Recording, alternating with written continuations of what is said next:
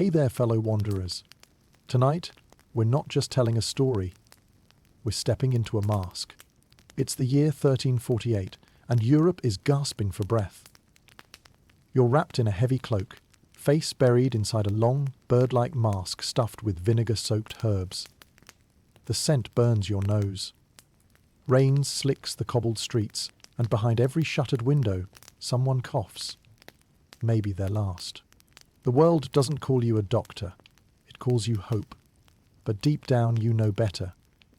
You're not a savior. You're a witness to despair.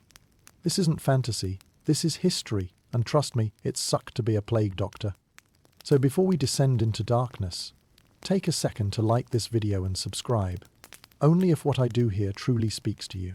Drop a comment below with your city, your time zone, and your state of mind tonight. Dim the lights, let the fan hum, let the shadows breathe. Let's begin. As you take on the persona of a plague doctor in this tale, you find yourself arriving in the 17th century amidst the throngs of bustling people, yet a veneer of worry lines their faces. Your costume does little to comfort them. If anything, its foreboding presence often adds to their fear. You carry yourself with a determined air, draped in heavy garments designed not just for identification, but ostensibly to protect. Yet, beneath this armor, you're a person driven by a mix of duty and dread, painfully aware that your role may amount to little more than the last rites for many of those you visit. Stepping into the scene, you marvel at how humanity has struggled, stumbled, and sidestepped its way through such a daunting chapter in its history. Streets become more than mere passageways. They transform into a tapestry woven with tales of survival, each corner whispering stories of resistance and reproach. The melancholy tunes of street performers mingle with the cries of street vendors, hoping that even in such trying times, their offerings may find a place in someone's heart or stomach. As night falls, an ethereal glow envelops the city from lanterns swaying gently in the breeze, casting elongated shadows that dance like spectres from another realm. Against this backdrop stands your apothecary, where you prepare for yet another day of uncertainty. This is where the reality of your profession hits hardest. Each dawn sees you strapping on your cumbersome mask. The beak-like visage is stuffed with an assortment of aromatic herbs and spices. Lavender and rose petals mingle slightly awkwardly with garlic and myrrh, all vying to overpower the miasma, believed to be the root transmission of this dread disease. Historians still argue whether this blend of botanicals offered any real protection, or if it was just a way to mask the stench. But as the pungency swirls around your senses, you can't help but wonder about the efficacy of this olfactory assault. This day, like so many others, begins with the ominous pealing of church bells, punctuating the air and signalling the passing of yet another soul. You steel yourself against the heavy sound, a perpetual reminder of the challenges that await you. Children playing amidst puddles in the alleys pause, their eyes wide with a mix of curiosity and caution as you pass by. They recognize the curious silhouette you cast, both fascinating and frightful in this play of daylight and shadow. Somewhere, hidden within a cascade of laughter, lingers the knowledge that you may soon become a house call rather than an unfamiliar figure. For you, each step today is measured in the soft rustle of fabric and the rhythmic clatter from the cane-tapping stone underfoot. A ceremonious greeting to the thoroughfare. Your leather boots serve as a tenuous barrier against the detritus of daily life, a small comfort that belies the dangers unseen. Exasperation crops up with the realization that much of your work seems futile. The plague, indifferent to your ministrations, claims victims relentlessly. Woman, man, child, none escape its icy grasp, and your presence is a mere formality in its wake. Yet among the teeming masses there's resilience too. An old woman opens her shutter, sending a cascade of colourful flowers spilling from her window box. They're geraniums, maybe, adding a burst of cheer amid the grim scenery. A reminder that life, amid sadness, persists, stubbornly. In the face of despair, you offer not just treatment, but hope, however ephemeral. The hours slip away into twilight, each moment promising a fleeting glimpse at epiphanies yet to be uncovered. As you make your way home, your footsteps slow. The gatherings around flickering fires and huddled figures serving low conversations hum vividly in the descending dusk, the sea of humanity ebbing into nightfall. In closing your part in today's vigil, your thoughts drift to the day ahead. You wonder what new afflictions await your ill-practiced remedies and clumsy cures. Tomorrow holds its own secrets, wrapped tightly in a cloak of mystery, a dark promise whispered to the wind. And so you rest, preparing yourself for the trials that the hours will bring. The snores of the city find their lull, and to that gentle rhythm you surrender, a momentary reprieve within the arms of the unknown's embrace. As you leave behind the cacophony of the restless city night, the dawn light begins to curl its gossamer fingers through your window. The medieval world slowly comes to life. Merchants set up their stalls, and the smell of fresh bread barely masks the lurking hint of disease. Becoming a plague doctor requires no grand ceremony or prestigious formalities, no years spent in scholarly pursuit. Instead, you are here due to an odd blend of choice and necessity, stepping into a role where bravery mingles with a quiet sense of dread. Becoming a plague doctor in this era is surprisingly straightforward, a rather unsettling thought. The profession does not demand exhaustive training or an array of scholastic achievements. In truth, formal medical knowledge of any kind is often limited, a stark reality reflected across most of Europe. The desperation of towns in need of healers the likes of whom they have never seen before means that anyone willing to don the cloak and mask might just earn the title of doctor. Whether you come from a line of actual physicians or simply clutch a rudimentary understanding of herbalism and basic remedies, this vocation seeks your courage and, frankly, your audacity. In some parts, like Venice or Paris, city officials actively recruit doctors to confront the plague, offering compensation that involves neither riches nor vast estates, but enough to live. Yet it's not just coins that draw you to this role. Often a sense of duty, a calling if you will, or even personal loss spurs you on. Historians still argue whether these motivations hint at heroism or reflect a hopeless battle between fear and survival instincts. Each rising sun sees you grapple with your commitment, pondering the wisdom of your decisions. While advocating for the sick and dying is noble, it is a profession that serves as a profound equalizer, placing you shoulder to shoulder with those in peril, rather than standing above them in presumed safety. Your job description could be penned in few words: observe, medicate if possible, and pray for recovery. But the subtext runs deeper. It is a peculiar blend of priest, counselor, and medical practitioner rolled into one, where offering comfort becomes tantamount to treatment. You think back to how easy it was for local authorities to draft you into this service. An overworked clerk with little time for pomp might have interviewed you quickly, peering over spectacles as he scribbled your name with a flourish onto a parchment listing the town's defences against this pestilence. The agreement is struck with whispered hopes that your paltry knowledge of the humours and celestial influences will be enough to tilt the scale back in favour of life. This new day in your schedule promises its own series of challenges. You steel yourself against the rising sun, a reminder of the duties lying ahead. You shake your head, half amused, half resigned, at the various quirks attached to your profession. Warding off the plague involves a myriad of curious rituals and beliefs. There's even rumour of a recommended digestive composed of crushed emeralds, believed to possess curative properties. It's enough to make you ponder if everyone has lost their minds.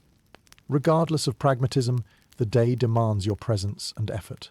Grey light slowly transforms into a brisk, more vibrant morning, spurred along by the persistent chatter of townsfolk starting their daily routine. The market square fills gradually. Vibrant hues of vegetables and trinkets stand defiantly against the tide of worry hovering just out of sight. Your role becomes a part of this tapestry, its equilibrium relying not just on your treatment, but your mere acknowledgement that, sometimes, the battle to be waged isn't one you can win. The dance is delicate, your steps as much about avoiding unseen pitfalls as actually aiding the afflicted. Not long after, a courier bearing a message reaches you. A call to visit a home where a family struggles against the invisible threat that has seeped past their threshold. You gather yourself, mentally mapping out the journey even as you nod to the lad who brought you the summons. His timorous gaze follows you a bit longer than comfort allows. Your heart swells, roiling as expectation clashes with resignation. It's a strange thing, this anticipation. A potpourri of fear and duty that somehow spurs you onward. As you head toward the home, the weight of your position seems particularly heavy today, tension thrumming like a cord stretched near its breaking point. You've shouldered this responsibility often, yet each time it feels newly daunting. Still, your resolve holds fast. This is the life you've accepted. You imagine that, as the city flourishes or falters, you're indelibly part of its fragile saga. Through all its complexities, being a plague doctor demands that you embrace one certainty above all else: the unflinching reality that the world you navigate each day gravitates around understanding more than curing. And sometimes just standing witness is its own burden and relief. You walk through these streets not as a mere figurehead, but as part of an unfolding story, a humble page in a voluminous tome written with humanity's persistent quest for survival. It's a legacy where hesitation must bear no mark.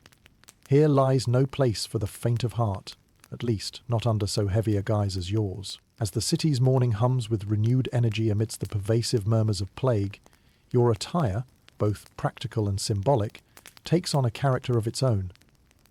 Few garments in history are as recognizable or as steeped in an eerie mystique as the costume of a plague doctor. This peculiar ensemble isn't just for dramatic flair or recognition. It's designed to be your armor against an unseen, ravenous enemy. When you first don this iconic garb, you barely recognize yourself. From head to toe, you are enveloped in layers meant to separate you as fully as possible from the ominous environment. The costume exudes a sort of grim humor.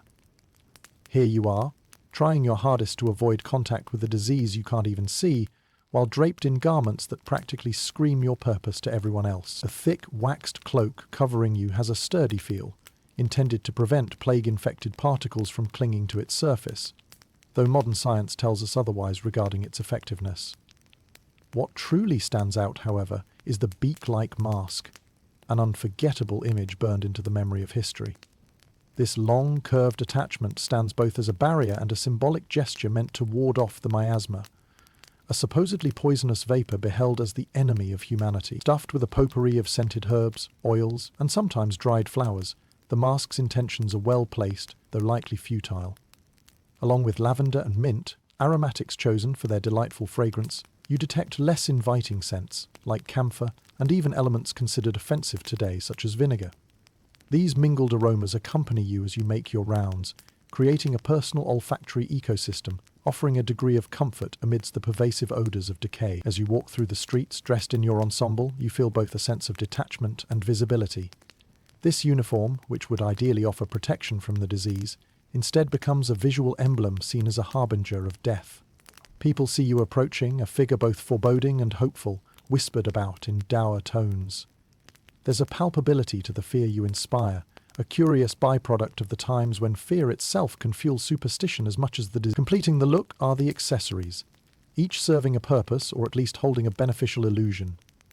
Gloves fashioned out of thick leather prevent direct contact with patients, making them your constant companions during examinations. Meanwhile, the wide-brimmed hat, often leather as well, designates your profession, doubling as shade beneath the fluctuating sun.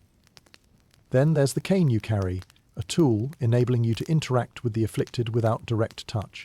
It also aids in pointing out areas of concern on a patient's body, or perhaps, when needed, to prod recalcitrant bystanders out of your way.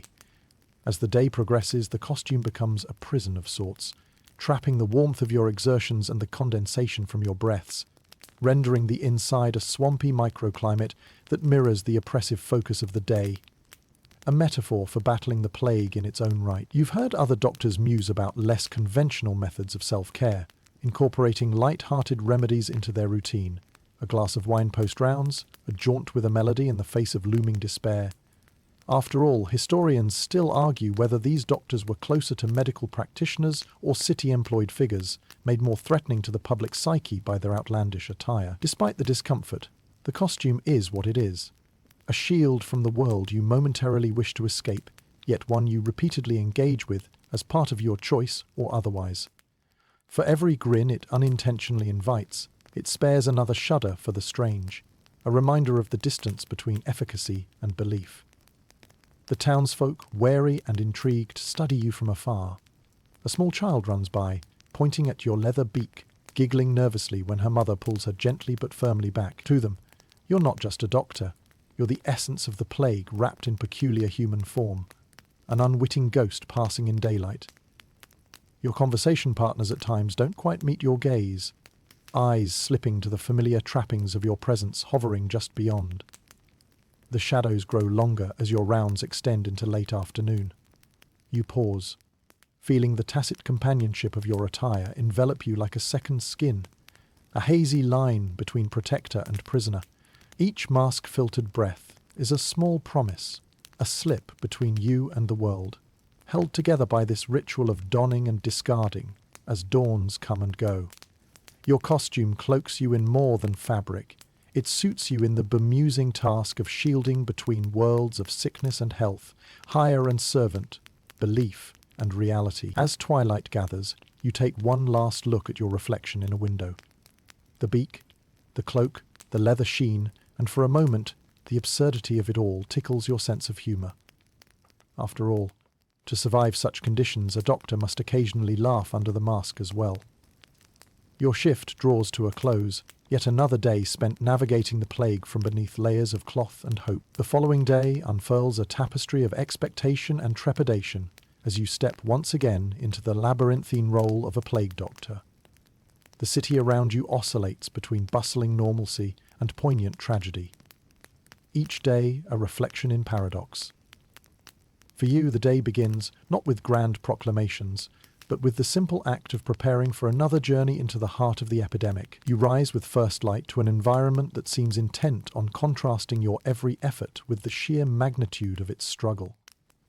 With a ritualistic precision, you prepare your tools, each item pointing to the complex blend of science and superstition that defines your profession. There's a therapeutic rhythm in opening your satchel, each compartment revealing its bizarre contents, vials of herbal mixtures, parchment notes scribbled with hastily drawn observations, and your trusty amulets, tokens that give spiritual strength when practical solutions are limited. You navigate through narrow alleys, your path meandering alongside a makeshift network of stalls and homes. The city breathes in soft heaves, its people going about their lives with a resigned determination to continue. A day in the life of a plague doctor isn't segmented by hours. Instead, it's punctuated by calls, visits, and the occasional solemn nod of recognition that you share with those you encounter. These little exchanges weave a subtle camaraderie, binding you all as participants in an arduous tale that writes itself day by day. Your first stop finds you at the residence of a family living in Spartan circumstances. They've summoned you for the patriarch, a man of stout build brought low by an unseen adversary that has rendered him frail and diminished. His bed, a roughly hewn wooden frame, creaks under the weight of strained breaths. You lean closer, your senses touched by a whirlwind of smells, the dank odour of decay, underlined by a strong lavender infused into the cleansed linens. Your patient lays upon. You begin your examination, fingers moving gently but confidently, each motion calculated to glean insight despite primitive paradigms. Invisible behind your mask, you offer soft words of comfort, the content as much about soothing the nerves as about imparting wisdom. Plague doctors frequently bear the burden of knowledge without clarity, shrouded in uncertainty yet speaking with reassuring authority, simply to maintain morale. As you work, the rhythmic clink of your tools punctuates the air like a mechanical lullaby, your patient's weary eyes resting momentarily, a brief reprise amidst the turmoil. The treatment unfolds more like an improvised act than a systematic procedure. You draw upon garlic tinctures and apply a paste of onion mixed with herbs onto the man's chest, adhering to theories of balancing humours, although results offer little in the way of evidence. A gentle press of the cane serves as both instruction and encouragement to remain still, even as the tincture's acrid scent stings his nostrils. Historians still argue whether these remedies offered anything more than psychological relief, but, in such times, belief can be a powerful salve. After your visit, you make a note on a parchment, observations etched swiftly, portraying a story of resistance and resignation. It is a language of its own, these notes, lying somewhere between practical use and personal catharsis. With a nod of assurance to the family, you leave, a soft murmur chasing your retreat down the hall words of gratitude, entwined with hope. As the day progresses, your rounds carve a serpentine path through the city's core, each face you encounter becoming an indelible part of this tapestry. A woman offers a simple nod as you pass by, acknowledgement of an oft-shed reality. Such moments, albeit brief, stitch a narrative into the fabric of your role, an echo that resonates long after the sun dips below the horizon, casting long shadows across cobblestones worn by countless feet. Evening creeps upon you almost unnoticed, its arrival colouring the world in hues of sombre twilight. As you finally turn back towards the daily haven of your quarters, legs numbed by ceaseless toil, your thoughts linger over the unfurling mystery each face conceals. Behind every exterior, a narrative of endurance persists, much like yours. The city, you understand, remains as much your patient as any individual, each part connected in this strange web of illness, duty, and survival. With a final backward glance, you commit the fading light and murmur of the city to memory. It grants you one last whisper of endurance, cradling you gently into night's embrace. You find solace in routine, aware that it offers both a beginning and a quiet reflection, a day in the life that melds into the unending rhythm of those who face the unseen. As dawn's gentle fingertips tug away the remnants of night, you find yourself once more preparing for the day ahead. The role of a plague doctor may lack the modern precision of a surgeon's scalpel, yet your bag, a curious repository of instruments and oddities, bears witness to the eclectic nature of your craft. Opening the weathered leather flap, you're greeted by the familiar, musty aroma of dried herbs mingled with medicinal tang. These pungent scents, both comforting and stark, set the stage for the day's proceedings. Each tool within is selected not just for its function, but for its representation of medicine's intersection with mysticism, a testament to the era's peculiar understanding of disease.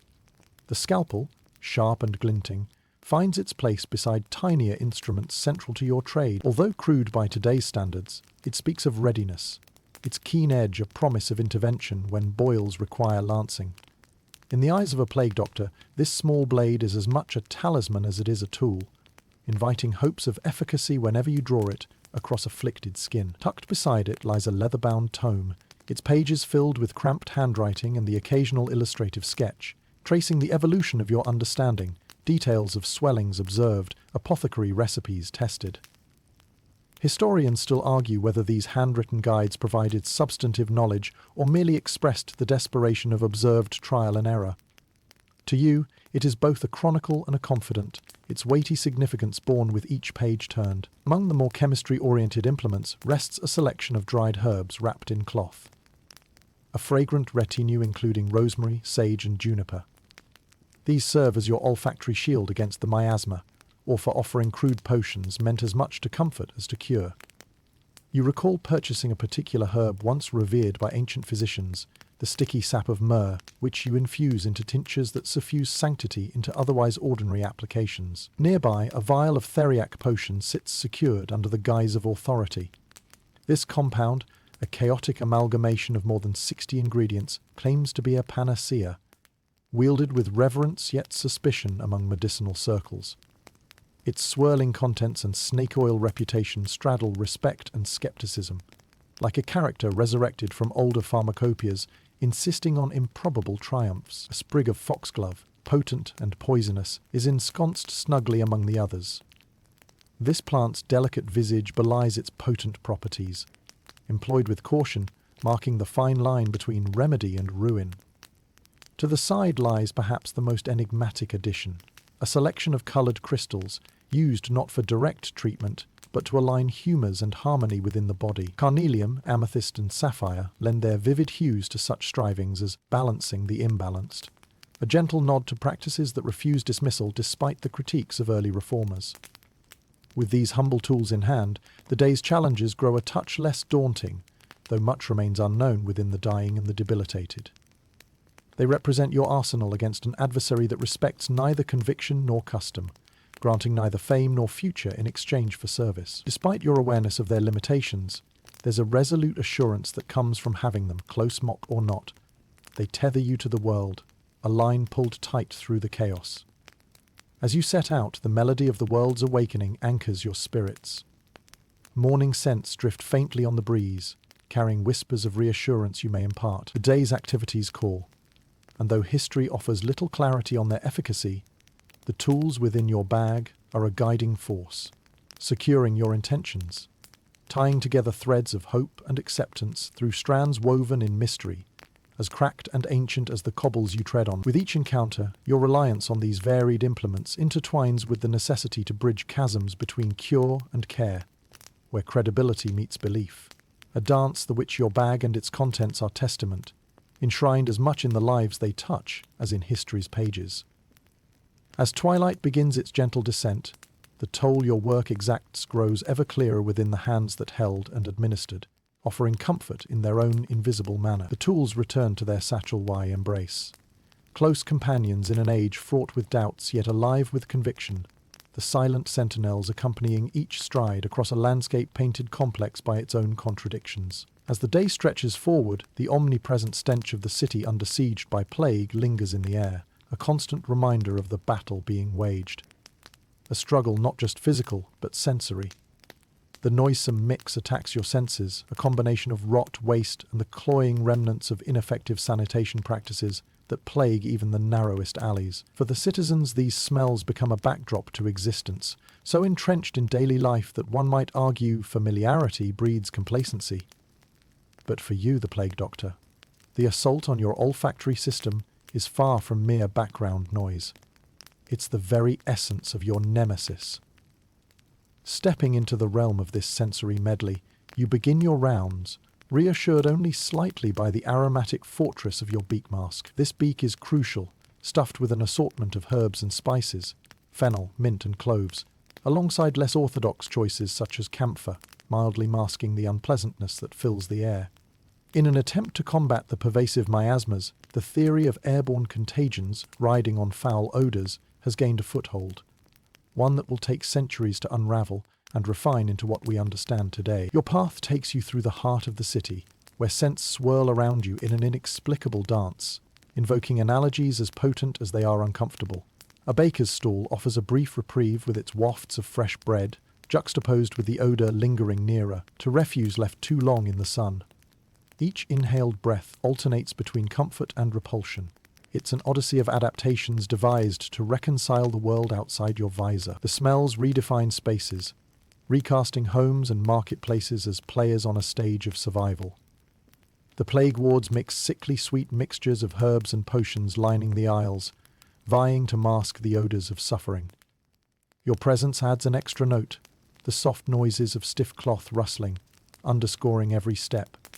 A benediction to protection sought within the limits of questionable theories. In one abode, an elderly woman's home, you notice a peculiarity. An abundance of dried flowers, carefully arranged around windows and hearths, all stemming from a belief that they ward off the ominous airs.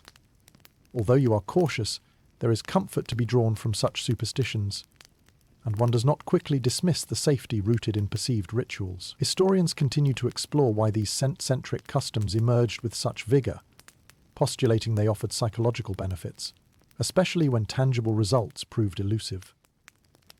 Moving through these spaces, you ponder how different senses amplify the experience of the plague. As the fermented aroma of cabbage persists in the market square, mingling with the robust tang of leather, a cobbler diligently repairs a boot. It reminds you how scents act as landmarks, each ascribing its own distinctive tale to the city's body. Occasionally, the city releases a memory, concealed by a hidden breeze, an olfactory relic of festivities past, or the verdant recall of a nearby forest, unimpeded by the urban sprawl of cobblestones and thatched roofs. These fleeting interruptions are more precious for their impermanence, a reminder that even beneath the odour of decay, life, with its myriad scents, still clings tenaciously to hope. Nature adds to this particular orchestra of the senses as well, weaving through the city streets with playful audacity. Rain descends unbidden, soaking through cover and canopy alike, washing away layers of accumulated grime, carrying the scents along the gutters like forgotten whispers. This cleansing breath, though temporary, offers a rejuvenating contrast, a soothing balm amidst the harsh conditions. Facing dusk, you return home with a heedfulness inherited from hours spent navigating this aromatic gauntlet.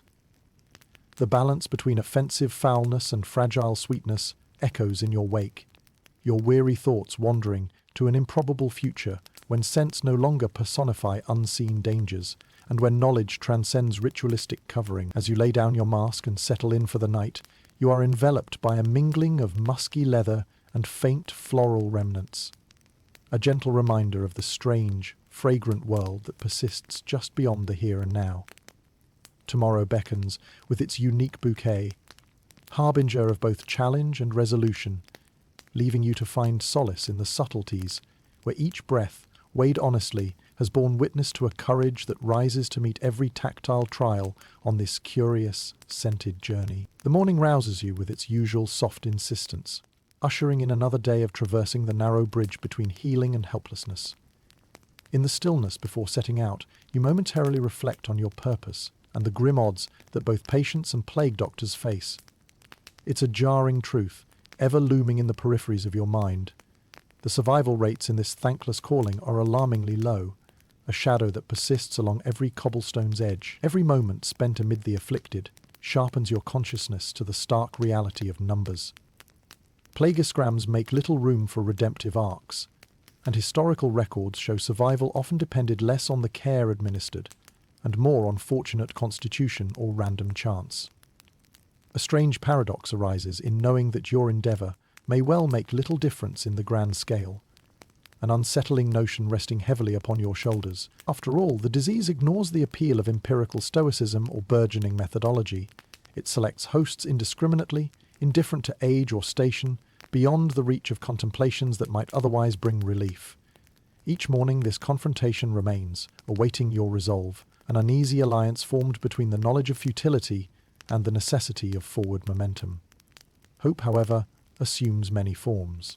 While survival statistics cast their indifferent gaze upon your world, individual stories shine briefly, like constellations among the vast night sky. Take, for instance, the story of a young man you treated a fortnight ago. A labourer, robust in stature, yet brought low by the telltale signs of buboes and fever. Despite bleak predictions, he began to recover, fueled partly by your ministrations and predominantly by inexplicable forces beyond your control. His unexpected triumph illuminates the sombre landscape, carving a niche wherein perseverance can cling and bolster spirits. These narratives hold power, a subtle defiance against fatalistic resignation, quietly breathed alive by each thankful family you leave in your wake. It's acknowledged, though unspoken, that many such stories do not end in recovery.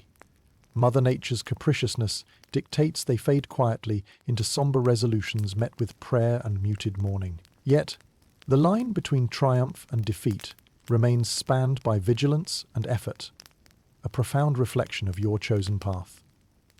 Among the myriad conversations threading your day, townsfolk frequently express gratitude simply for your presence, for the hope and vigil they interpret behind the folds of your cloak and mask.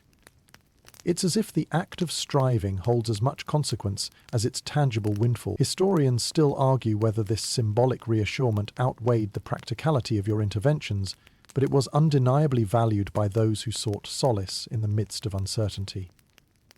As the afternoon sun dips low, casting long shadows across the market stalls and weaving an intricate tapestry through the labyrinthine alleys you frequent, you catch brief snippets of whispered admiration. "A living saint," one villager murmurs to another. The sentiment is both flattering and burdening, nestled within the visage of humble resolve, accented by bittersweet echoes.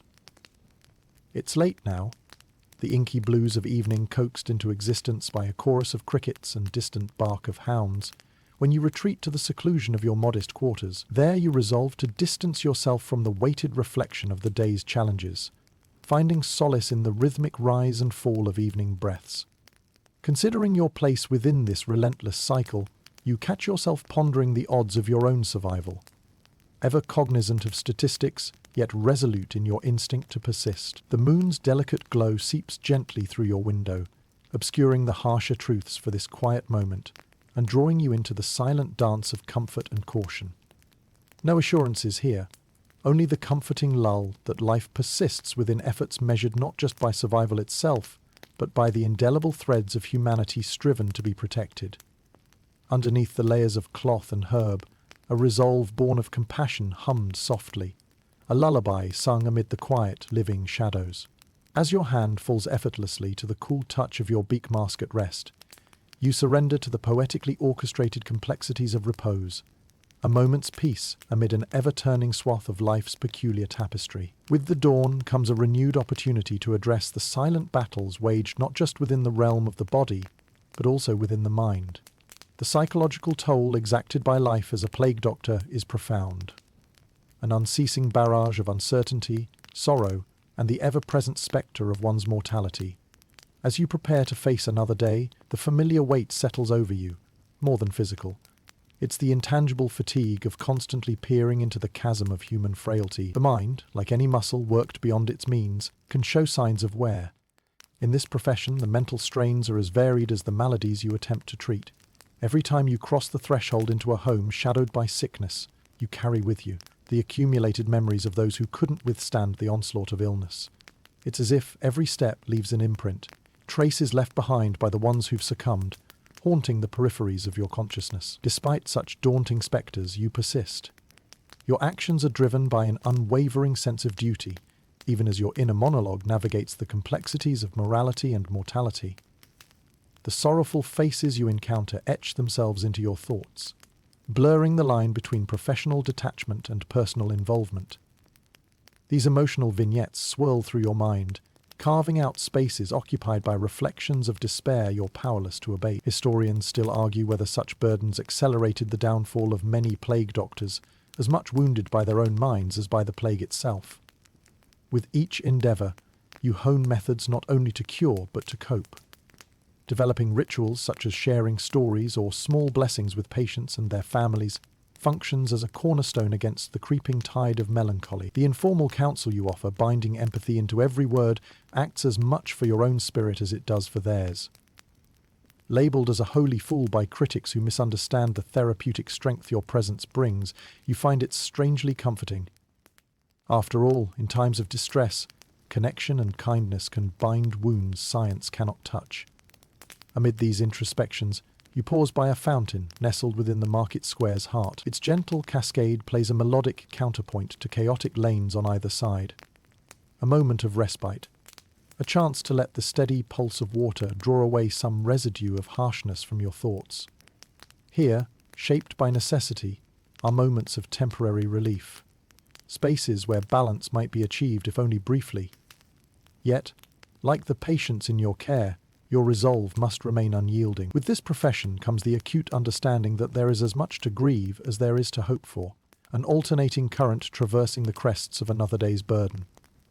This cognition shapes not merely the way you engage with suffering, but how you navigate the city's rhythm. The soundscape of hawkers, children's laughter, and folk melodies becomes a bastion against mental degradation, inviting a mellifluous counterpoint to inner discord. Each return to the confines of your modest quarters welcomes reluctant reflections, moments of contemplation, ushering you into a space of quiet surrender. Once in shadows, they manifest both as evidence and reassurance, tangible stories of struggle under a tapestry flecked with moments of implausible joy. Within the stillness, your mind seeks familiar anchors, a prayer, a whisper of music, sometimes an imagined embrace, that foster psychic resilience and wisdom born of experience. No doubt lingers that the spectres encountered today will visit again in dreams, but there's an acceptance that holds hope in the face of every anticipated night, an understanding that witnessing hardship so intimately shapes your ability to impart compassion. And so, with the day's book gently closed and lanterns stilled in twilight's embrace, the harried mind finds absolution in the rhythm of breath.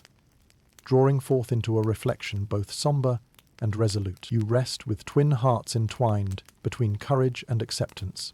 Sleep's gentle pull, ensconced within dreams steeped in humanity's enduring spirit, cradling history's spangled narrative as its own. With the morning unfurling in its familiar cadence, you find yourself immersed in reflection on the vast expanse of time separating the practices of plague doctors from the capabilities of modern medicine.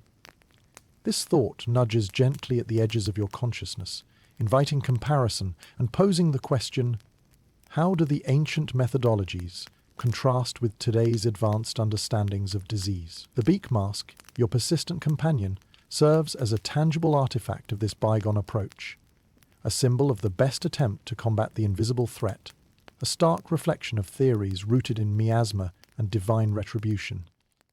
Today, these archaic ideals have given way to germ theory, a scientific revolution that illuminates the pathways of contagion with precise clarity. It casts a spotlight on the impassioned endeavours of your past self, the flood of understanding leading pioneers away from mysticism toward empiricism. Were you able to stand within the corridors of a modern hospital, The transformation would no doubt astound you. Sterile environments, filled with technology that seems almost magical to your eyes, would replace the cramped, pungent dwellings you're accustomed to. Here, antiseptics and antibiotics wield their wonders upon maladies you'd faced with herbal brews and hopeful gestures allied by faith alone. Yet, amid these marvels lies your quiet acknowledgement that the spirit of medicine remains unchanged at its core: compassion. Even as sterile protocol wraps today's practitioners in latex and polyethylene, their hearts echo the same cadence that drove your steps: the quest to alleviate suffering. For every sterile mask and transparent face shield worn today, there is an undeniable parallel desire to draw close, to foster connection and healing, transcending centuries through the steady pulse of human empathy. Your modern counterpart speaks a language of precision, diagnostics fine-tuned by laboratory tests, and cutting-edge imaging that leaves nothing to conjecture. Historians still debate whether the romanticized image of the plague doctor overshadows the reality of their role as a primitive precursor to these scientific advancements. Yet the contributions, flawed as they may have been, laid a cornerstone. They exemplified the human determination to understand, confront, and conquer the pestilences that threatened existence. The tools specific to your era, leathers, powders, and perfumed posies, would appear quaint if lined up beside sleek stainless steel instruments and pre-packaged pharmaceuticals that now guide the course of treatment with authority. To witness such change is to peer through the looking glass of history, the difference both expansive and inspiring, bridging the past's courage to the present's capabilities. As the day strolls onward, you ponder these changes while making your own humble preparations. The knowledge that your efforts are entwined with the broader history of medicine offers solace, humbling your place within its narrative, even as you place your trust in remedies born on the backs of lore. The rhythmic tick of time has enveloped your role in a cloak of remembrance, each mask-flanked face recalled beside every antiseptic odour now sweetening modern air. And as this conversation with history deepens, a broader tapestry unfurls, threads borne on the winds of discovery that whisper still of progress, patient and cautious amid ever-evolving terrain. Continued strides in medical understanding may untangle knots of mystery once presumed longevity's keepers, even as questions linger to grace tomorrow's. But within each advance there endures the tremendous momentum of shared intent, persisting beyond wooden canes and beak-masked anonymity, a wellspring echoing human resilience, compassion's voice timeless in every turn of the sun. Here, rooted beyond scrutiny, thrives the peaceful certainty that you, among countless others, left footprints in the annals of progress. Bravery's song, harmonized by hands that heal still, thus breathes the legacy of the plague doctor, woven tenderly within the vast orchestral score, archiving the endless pursuit of healing and hope. The cityscape gathers itself into another rhythmic day, bustling with the undercurrent of life, pain, and recovery. Nestled within these routine processes are the echoes of persistent misunderstandings and awkward missteps, proof of the fragile human attempts to grasp the plague's enigmas. As a plague doctor, you come face to face with the harsh reality that the disease challenges the very foundations of understanding, teasing the bounds of both superstition and the scant scientific reasoning of your time.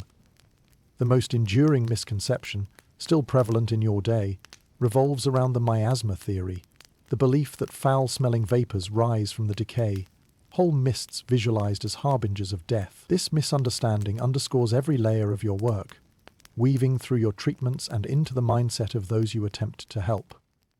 Wafting through each gloom-laden street, the noxious breath of cities strengthens the resolve to counteract these vapours, with whatever means are at hand, even as history awaits the light of germ theory to render these efforts fanciful. Your herb-stuffed mask is an indelible testament to this belief, each fragrant sprig a resolute whisper against the dreaded fog.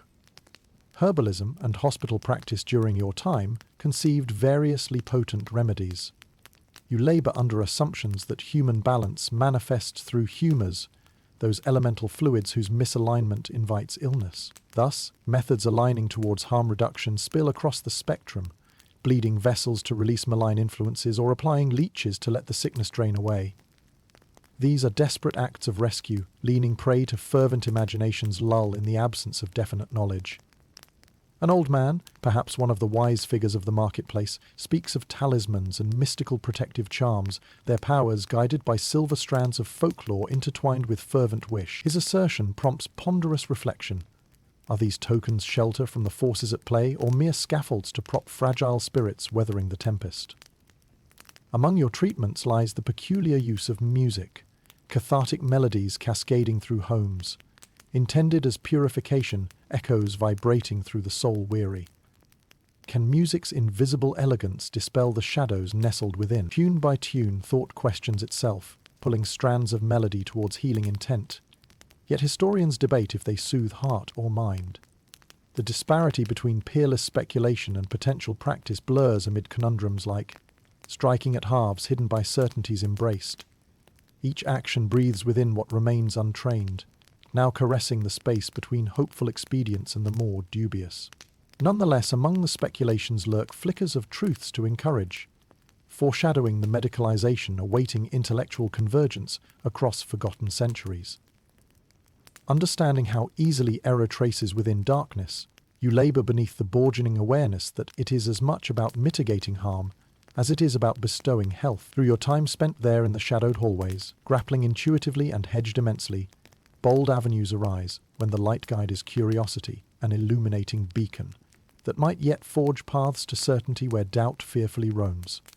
In this climate of alternating axioms, the slip from assurance to prison is quick each.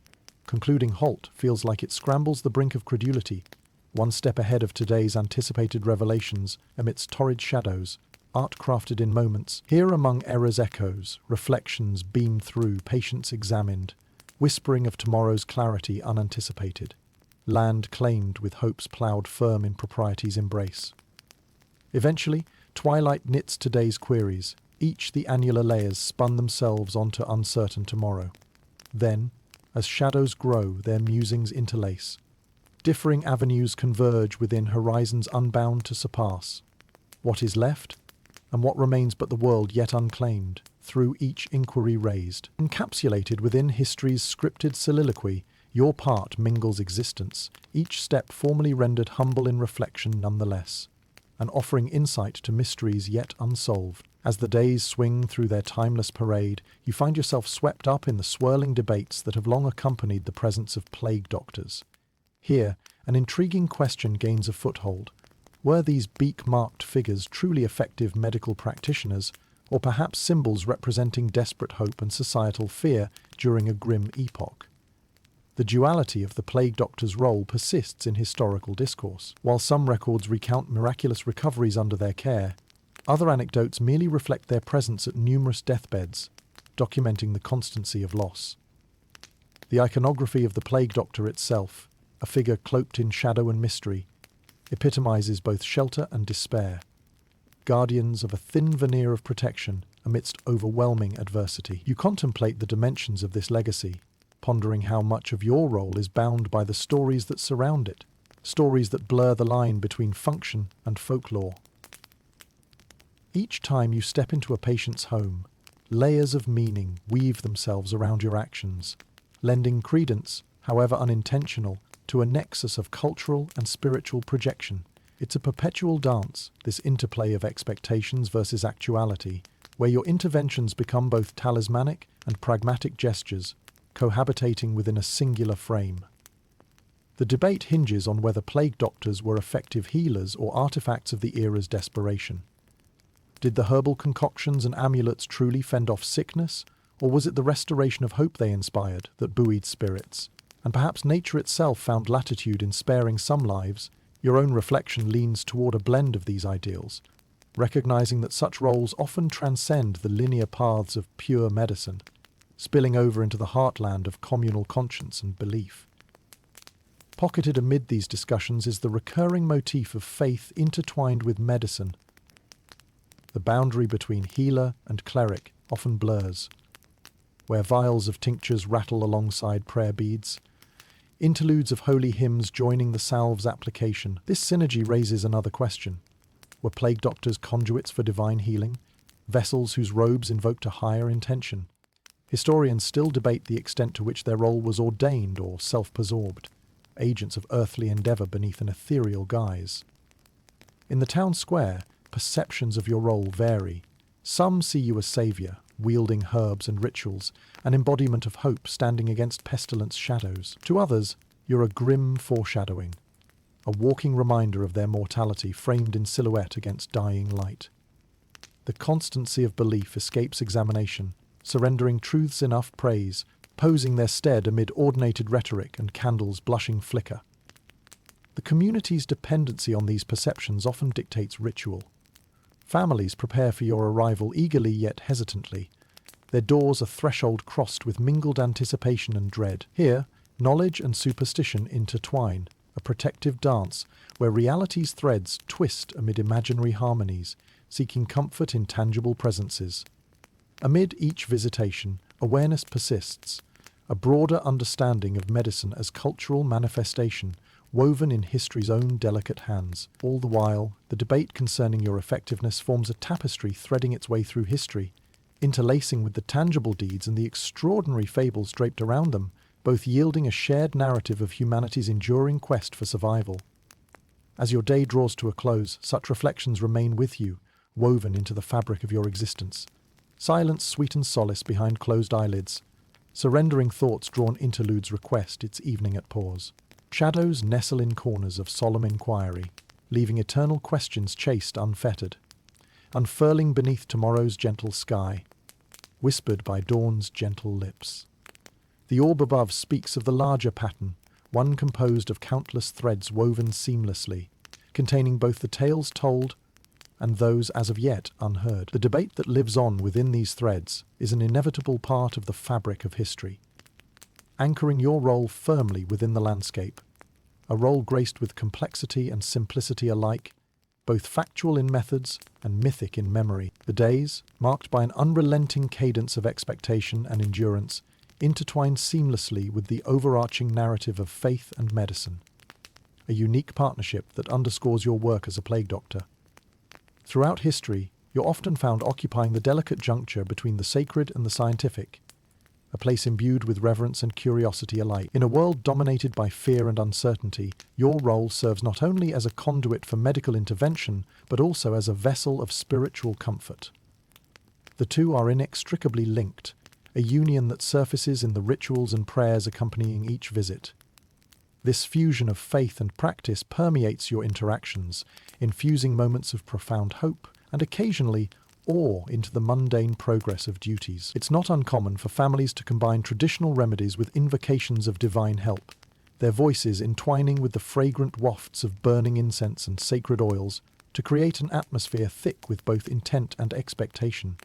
For many, such gestures aren't just a plea for supernatural interference, but a way to stabilize the chaotic fractals of their lived experience, a palpable reminder that they are not alone within these tempestuous trials. Historians still debate whether this confluence of belief and healing was a necessary vehicle for fostering resilience, or whether it clouded the path towards scientific advancement.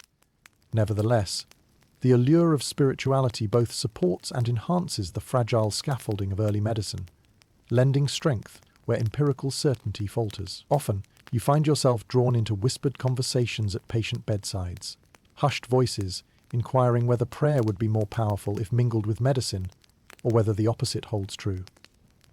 In these quiet moments, a symbiotic relationship unfolds, merging aspirations with the hope-filled power of what is beyond explanation.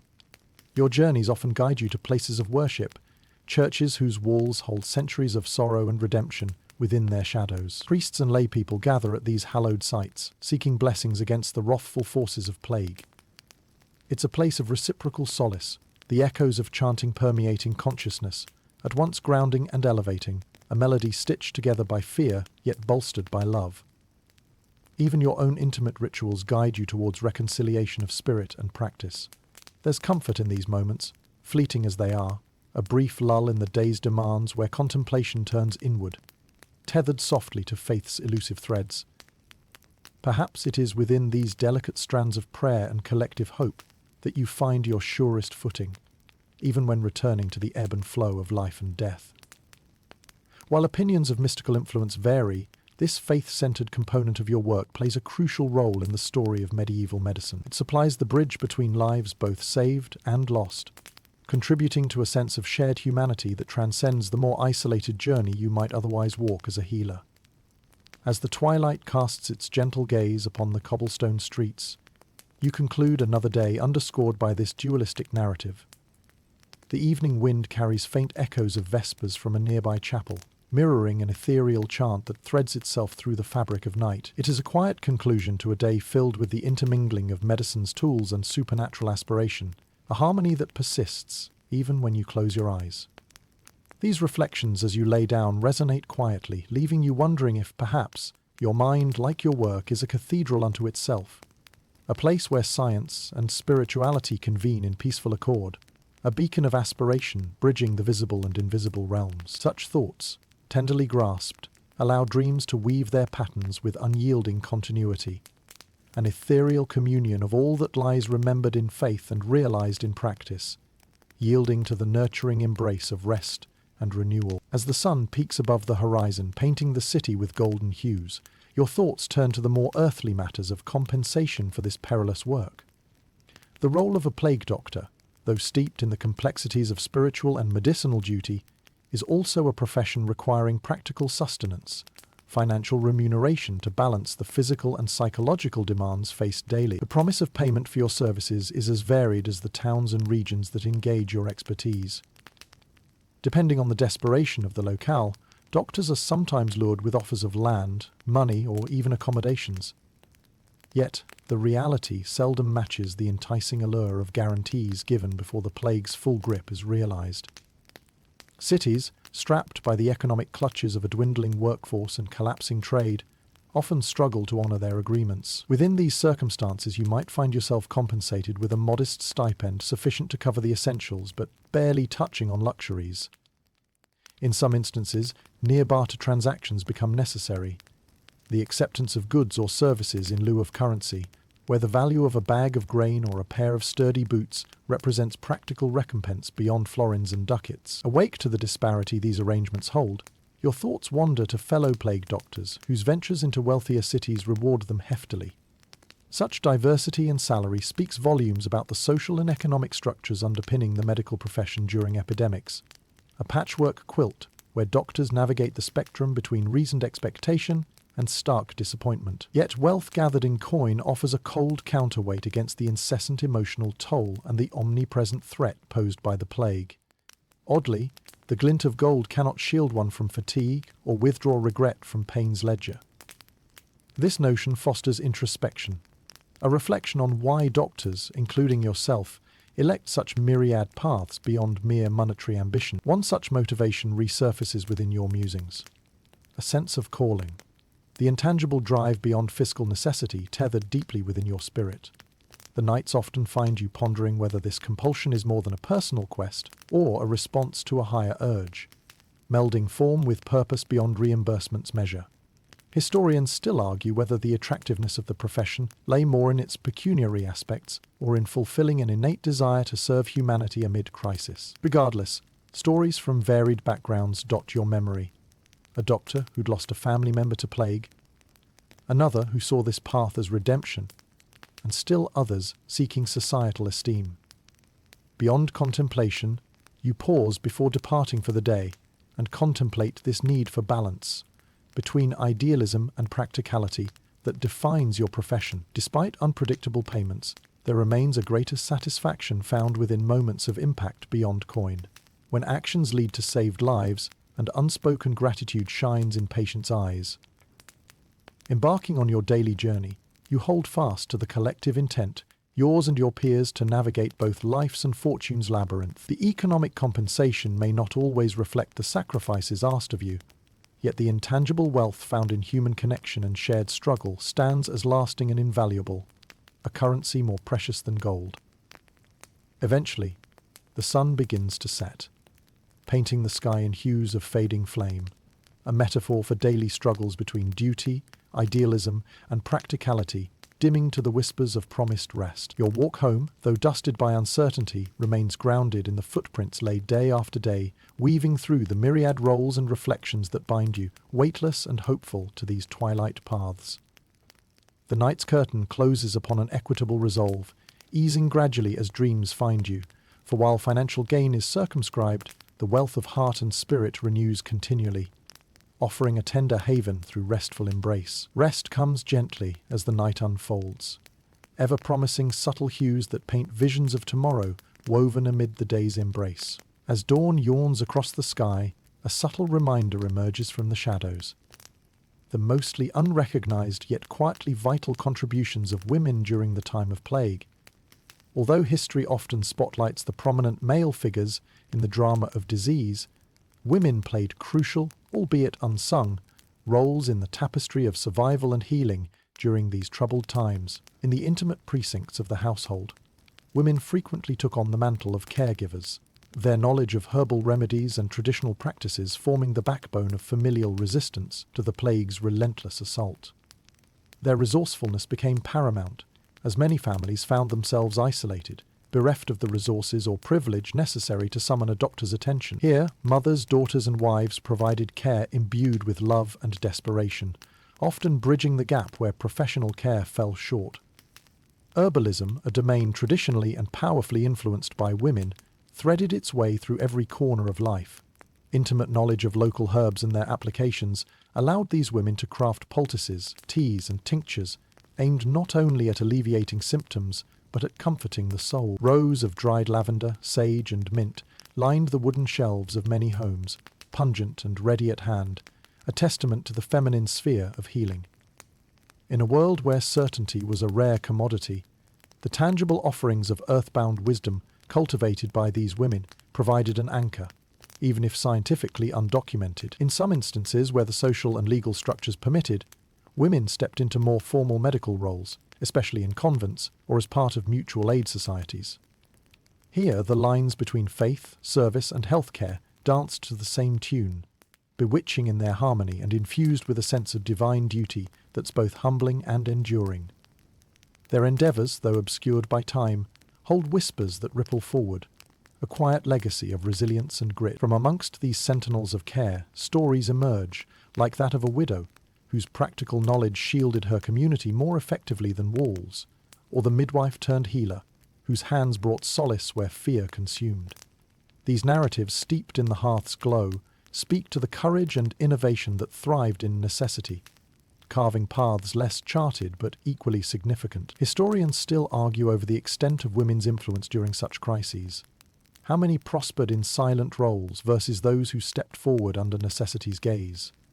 Yet records do hint at trailblazers amid the tumult who seized the chance to challenge societal restrictions, leaping gazelle-like over the boundaries of tradition into realms where healing transcended gender norms. Within your own practice, encounters with these women reflect other lessons, providing insights into the mechanics of survival that textbooks fail to capture. Collaboration rather than competition shapes these interactions, a dance of shared endeavours punctuated by quiet understanding. Their presence enriches every therapeutic trial with added dimensions, illuminating gaps in experience and empathy woven into a fabric of shared purpose. As your day unfolds, this gentle awareness ripples through your mind like a pebble's glinting skip across the pond, wide and circling, ever expanding, a testament to the silent partnerships that bolster your craft. Each shadowed hallway you visit, echoing with feminine whispers past, acknowledges these cauldrons of care stilled by history, but simmering still by remembrance. When the sun dips gently beneath the horizon, ushering in the quiet hum of evening contentment, you ponder what ripples your own contributions might create amid this symphony of care. Beneath the enfolding dark, thoughts nestle against life's gentle cadence, knowing that every effort planted seeds of inspiration, cultivated by those who dared to defy circumstance. You drift into sleep, caressed by these resilient stories' woven voices, together upon history's curious loom, singing their adagio in dreams that dare not be forgotten. Here mystery and memory intertwine beneath the stars' soft gaze, each note accentuating the eternal symphony of human endeavour, both empowered and humble, within the night's embrace. The sun rises over a landscape of diverse local cultures, each carving their narratives into the collective history of the plague, revealing nuanced variations in the roles and perceptions of plague doctors across Europe. As you set out to navigate these differences, You recognize the cultural tapestry that shapes and defines your unusual profession, highlighting both unique practices and shared struggles. In Italy, particularly in cities like Venice, plague doctors hold a certain institutional prestige, hired officially by the government. Here, their roles extend beyond healing to encompass epidemiological surveillance, a nascent form of public health. Expectation presses upon you. You are not only a caregiver but a guardian of the city's health, tasked with documenting cases, understanding patterns, and advising on quarantine measures. Your presence is both a beacon of hope and a harbinger of discipline, a delicate balance amid the gondola-laden waterways weaving secrets into the life of the Republic. Shifting north to France, the perception takes a subtler turn, inflected by the philosophy of the Enlightenment burgeoning at the horizon. Here, the emphasis on reason and emerging scientific inquiry finds its way into your practice, lending weight to treatments grounded perhaps a sliver more in observation than superstition, though the dance between both remains constant. French doctors often engage more directly with the community, exchanging insights with barbers, that era's unofficial surgeons, their role bound into the city's fabric as much through intellect as through presence. In Germany and the surrounding regions, the profession leans into spiritualism. Doctors often draw upon ecclesiastical support and religious symbolism, integrating these into daily duties. Churches transform into havens of healing, where sacred rites accompany medicinal efforts, linking the divine tightly with the mortal. As one who navigates these sacred secular channels, you find yourself at a crossroads where faith meets pragmatism, each incantation a nod to forces beyond the tangible. England presents a curious mix, straddling lines between organic knowledge and royal decree.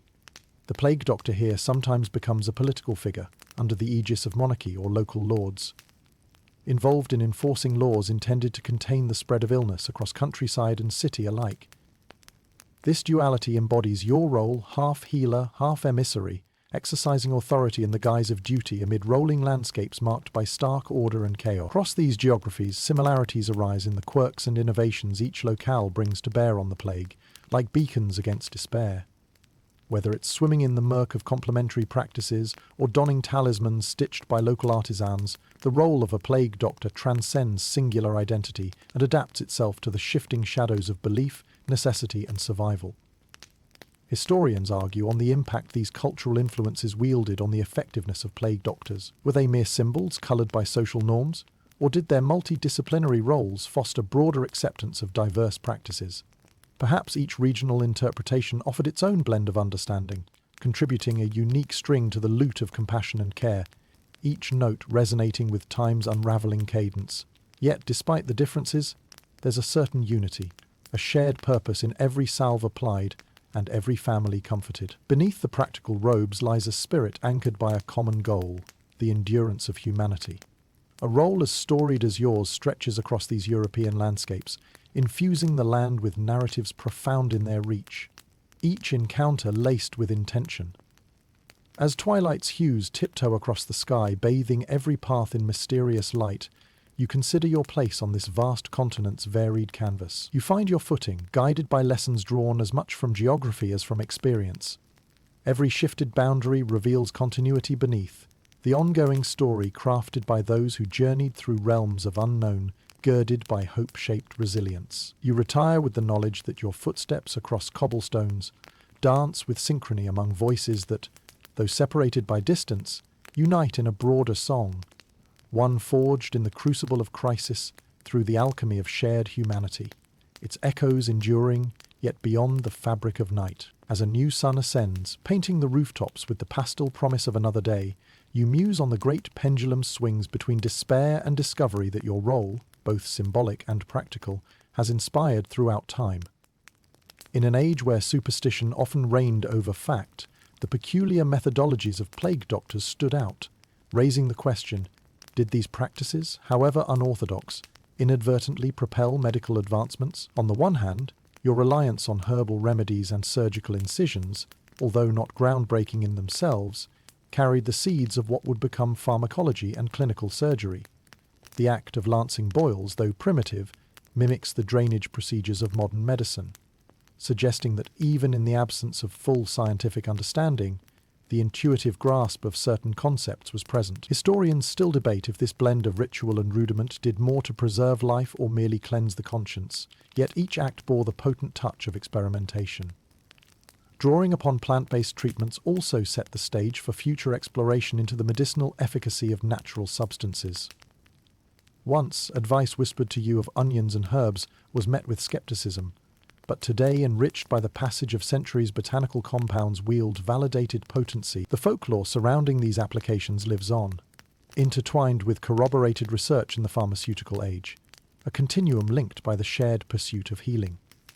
Your journey along cobblestone alleys also nurtured observational skills, laying the rudiments for epidemiology, tracking the progress of illness across households, neighborhoods, and cities, though once driven by superstition's hand hints at the budding recognition of patterns central to understanding disease transmission. As you made entries with ink-stained quill upon parchment, you unknowingly drafted the templates for future studies that would illuminate the pathways of contagion with crystalline clarity.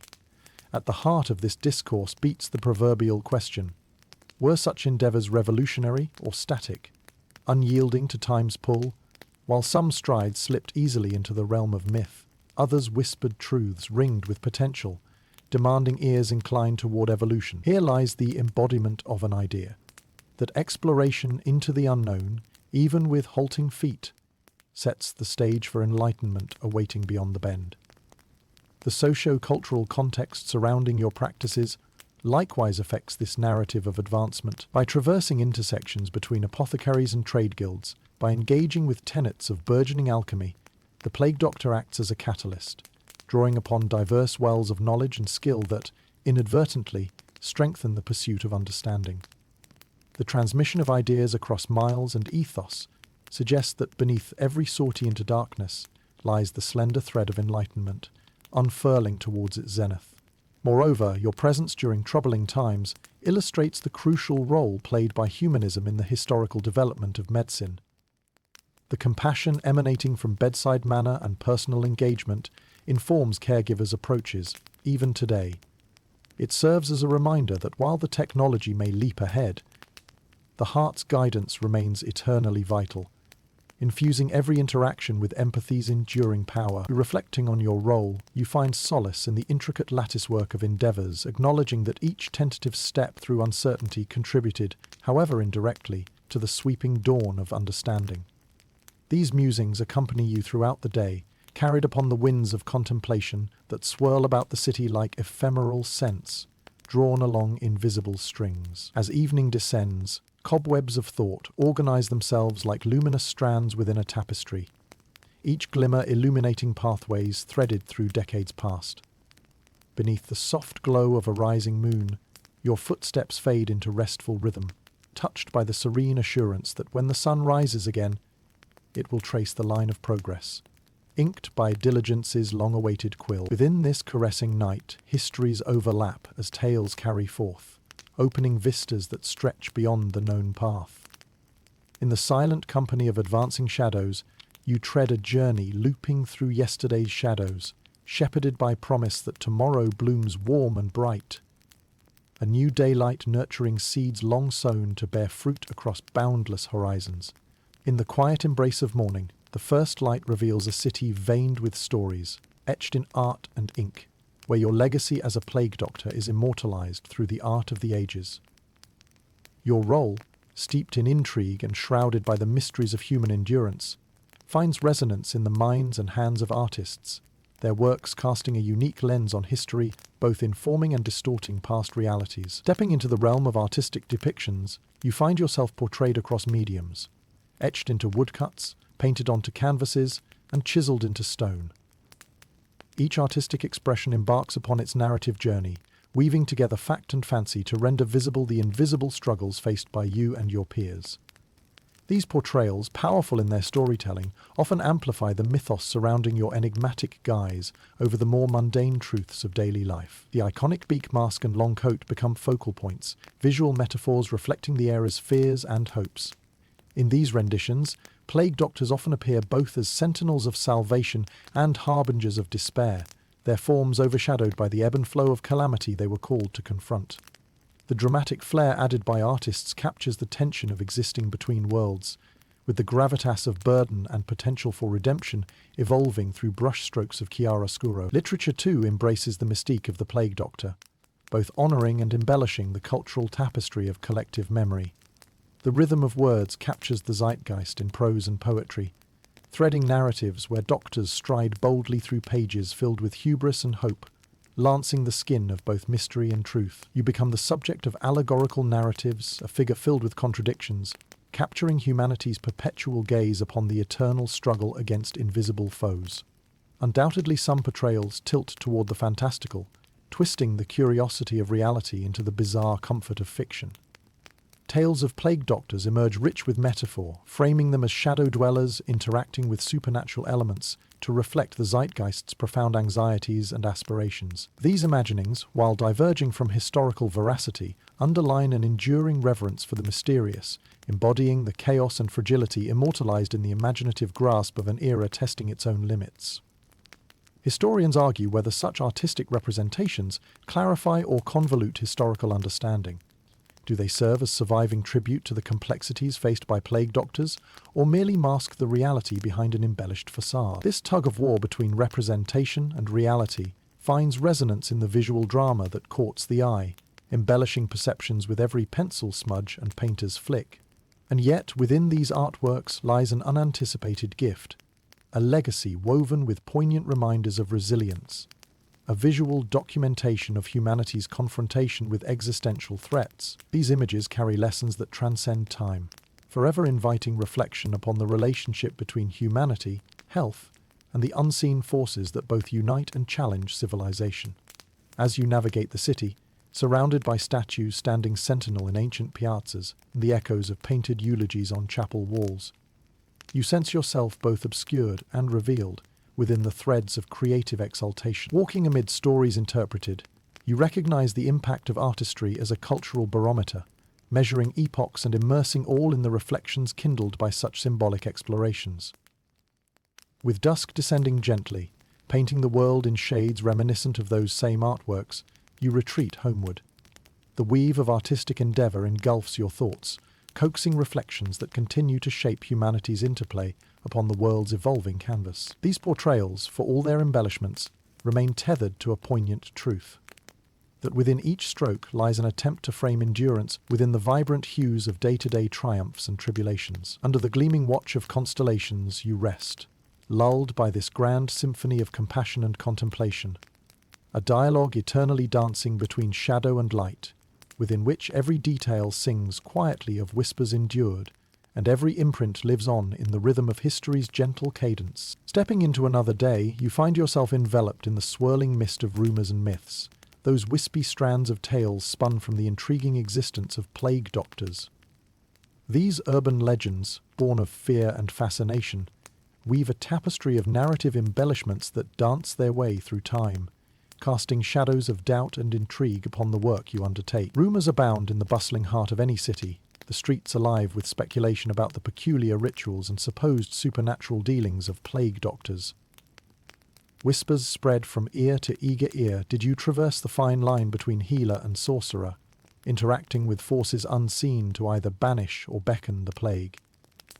These tales magnify your presence, drawing a veil of mystery even tighter around the practicality of your duty. One of the more pervasive myths suggests that plague doctors summon spirits, or harness elemental forces to predict, even manipulate the course of illness. It's a notion rife with the atmospheric drama that tales unfold, an alluring image of the doctor as an alchemist of destiny, casting bones or reading celestial alignments to divine the future. Realities meld with fiction until it seems nothing is beyond possibility within the flicker of an oil lamp, shadowy outlines whispering secrets on pale walls.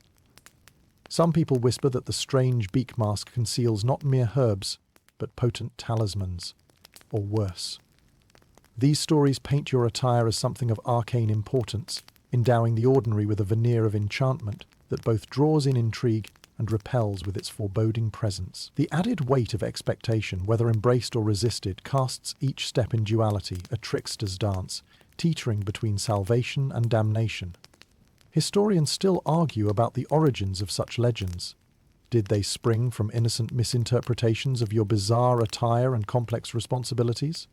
Or did they serve as calculated fabrications of the townsfolk, imbuing necessity with enchantment to alleviate their fears? Did these stories foster comfort within chaos by suggesting an order beyond reach by humbling mortality's hand? In the gatherings of the town square, you catch a glimpse of a child pointing in awe, whispering to his friend that plague doctors are immortal, kept alive by dark secrets passed down through the centuries. The allure of eternal life, however sinister, becomes another thread in the rich tapestry of fantasy spun in narrative time, a suggestion that perhaps repeatedly facing death can, in itself, conquer it. Still, while the tales teeter on the fantastic, they highlight a deeper truth about the human condition: the need for cathartic stories, a way to visualize the intangible fears that plague not just the body, but the mind. Such tales create an engaging narrative texture, embracing both heroism and the macabre, a comfort in color and sound writ large against the grey backdrop of pervasive despair. As the day unwinds toward the embrace of dusk, the tales linger long after you leave the public square, their threads interwoven with the truth, lines artfully blurred until it's difficult to pass reality from fable. Yet in their embrace, the stories unveil deeper insight, shedding light on interactions rather than darkness, spelling out humanity's propensity to craft legends upon a scaffold of truth. Your return home under the winking stars becomes an introspective promenade through the weave of your experience, against the broader narrative backdrop, the myths you've lived, rejected, or surmounted, echoing quietly in your wake. Here, within the half-dream of fleeting light, you acknowledge both roles, pragmatic protector and tale-born spectre. Just threads in life's seamless interplay. As sleep descends, filled with the unending whispers of what has been and what might yet be, you allow this veil of storytelling to unfurl naturally. Each dream echoes with the playful cadence of urban legend, kaleidoscope images reframing your path in melodic harmony, a lullaby of complexity bound in purpose and perception, an endless reel streaming within night's silent theatre. As dawn's light once again kisses the rooftops, you step into a world that has passed through the crucible of history to emerge anew. One where the iconic imagery of the plague doctor finds itself resurrected yet again amidst modern-day symbols and stories. The mysterious figure that once strode through plague-ridden streets now finds a curious second life within the lens of contemporary culture, morphing into an emblem both timeless and eerily relevant. This resurgence can be seen in many forms: artwork, literature, television, and even fashion, where the enigmatic allure of the plague doctor captivates the imagination of artists and audiences alike. Within these modern contexts, the figure becomes a versatile metaphor, a stand-in for the unseen threats lurking just beneath the surface of everyday life. It symbolizes the eternal human confrontation with pandemics, disease, and mortality, evergreen themes that resonate with visceral familiarity. For some, the resurgence of the plague doctor serves as an artistic exploration of the mask itself, that beaked visage reimagined through fashion as a statement about protection and identity. The mask conceals, even as it conveys, a duality rendered visible in the striking lines that break up the human face, transforming it into something otherworldly, a paradoxical reminder of the vulnerability and resilience intrinsic to the human condition.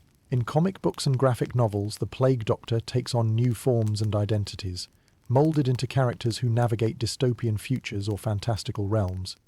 A perennial outsider wielding historical gravitas as they battle metaphorical and literal demons. This manifestation underscores the timelessness of certain struggles, whether against viruses, societal ills, or moral quandaries. The imagery, laced with the dark humor so typical of modern narratives, lends itself well to the complexities of contemporary storytelling.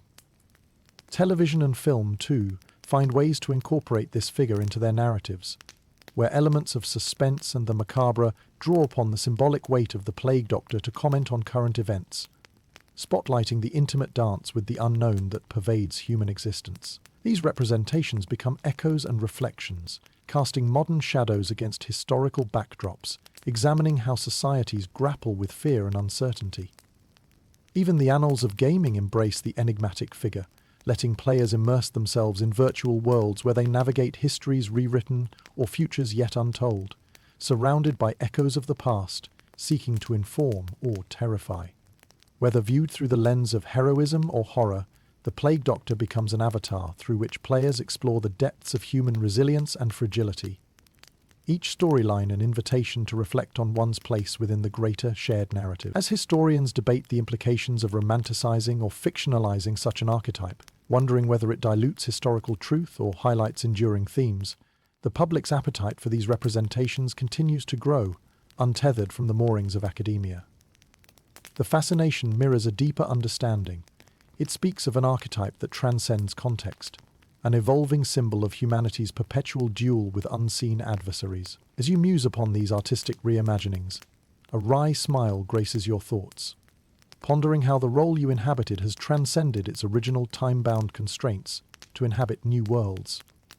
This echoes the eternal cycle of adaptation and reclamation, where history and myth entwine their narratives into a unified fabric. At day's end, as you find solace in the familiar push of quill to parchment, there's comfort in knowing these depictions, for all their fantasy, tether a thread of truth that draws the past into dialogue with the present. The embodiment of this Figure 1 penny press illustration, one carefully penciled storyboard at a time, sings of the everlasting interplay between human vulnerability and strength. With the onset of twilight, an inner reflection settles over your thoughts like the gentle hush of a closing curtain.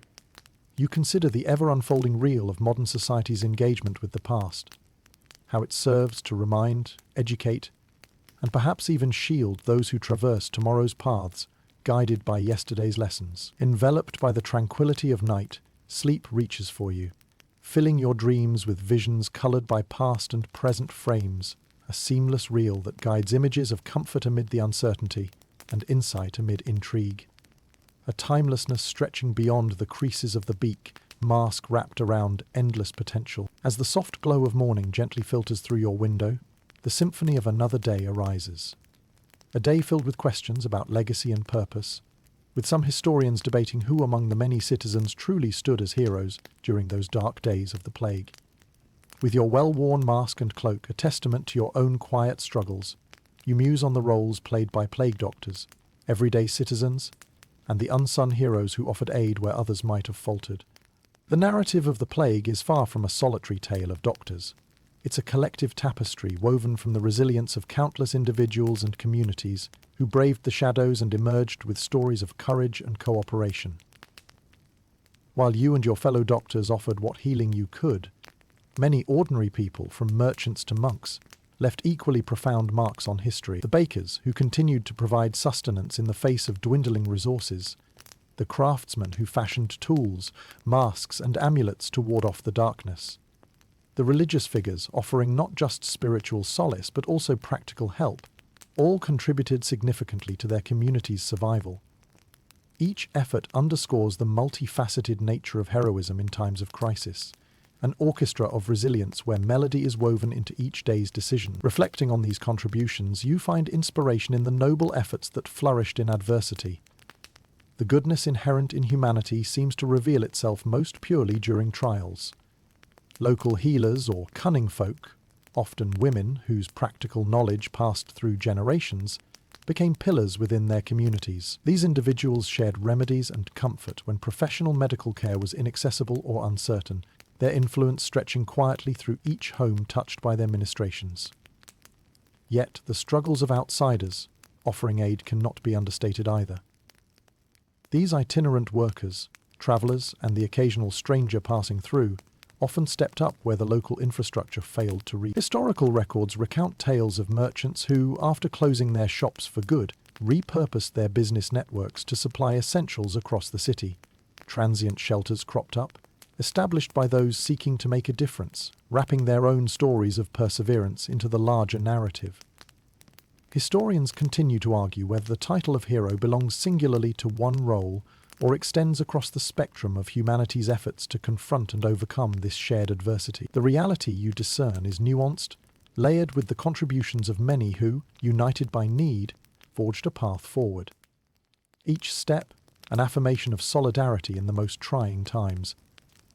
Meeting friends and neighbours, you recognise the shared heartbeats of those who view themselves not as heroes, but as members of a community bound by a common ordeal. Their narratives whispered through stories passed on under twilight skies, reveal the truth that heroism is as much about the collective spirit as it is about individual acts.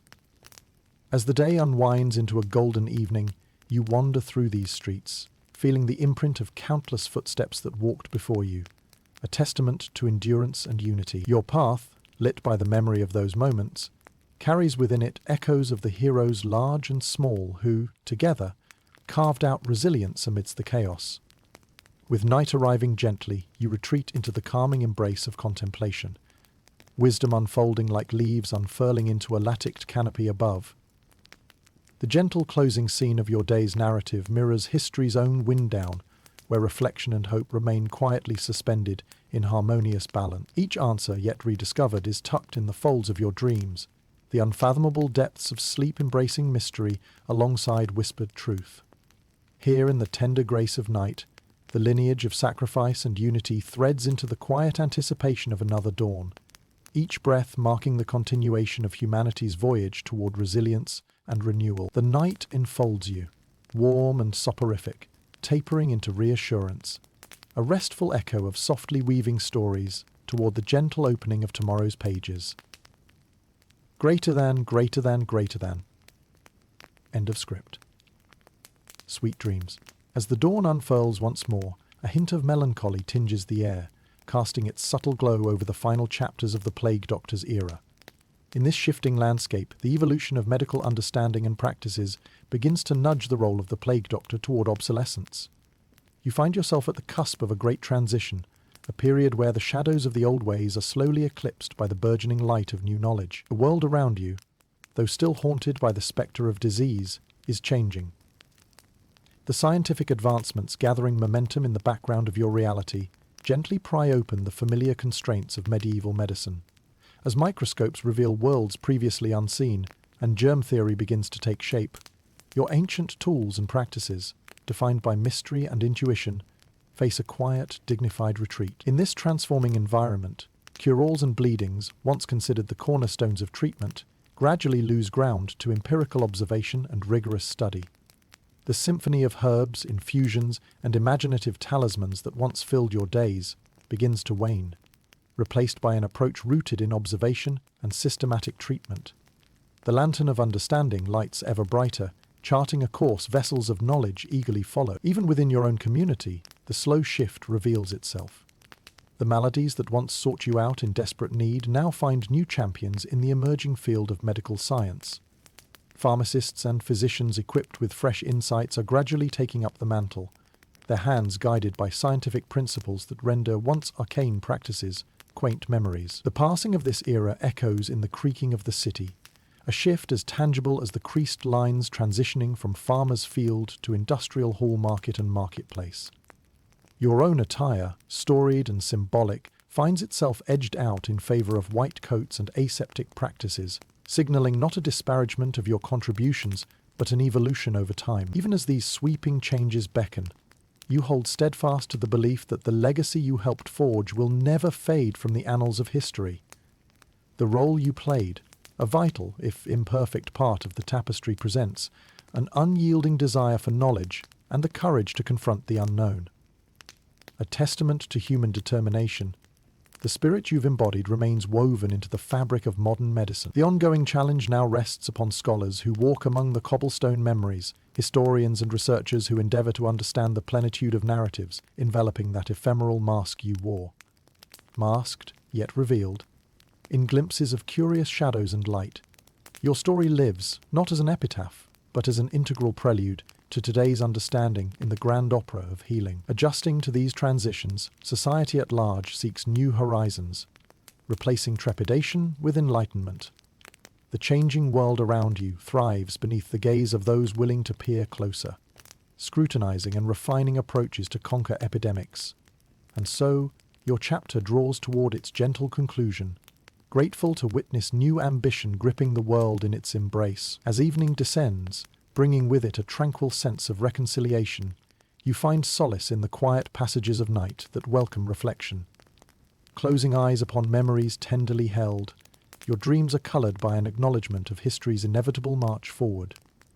The transformation offers comfort, whispering that while you sleep, others now guide humanity through present trials toward the promise of tomorrow's dawn. Nestled in the embrace of night's lull, the gentle pace of change flows through your resting form like a river of stars, cosseted within history's celestial harmony, looping eternity upon eternity, swathed in the echo of your enduring legacy, where the past gently rests upon the shoulders of what is yet to come. In the gentle embrace of another dawn, you find yourself pondering the echoes of history that reverberate into the modern world.